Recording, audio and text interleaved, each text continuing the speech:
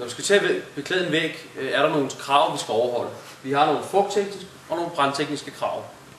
De fugttekniske krav, der er kravet, at der skal være 25 i overlæg herovre på hver side af brættet. Og de brandtekniske krav er, at der skal være 22 i overlæg på brættet hernede. Hvis vi går til vores maksafstand, så har vi lavet 4 eksempler her. Vi har lavet 2 med loddebeklædning og 2 med vandretklinkebeklædning hernede. Den første med loddebeklædning, 1 på 2, der er vi taget med et bræts dimension på 21 x 95.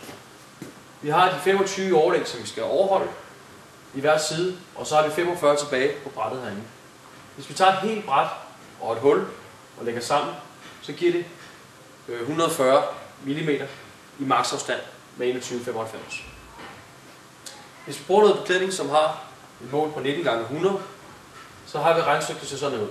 De 25 i overlæg i hver side og 50 imellem, så tager vi brættet plus hullet og lægger sammen, og så får vi en maksafstand på 1,5 mm. Det var 1 på 2 beklædningen heroppe. Går vi ned til vandretklinkebeklædning.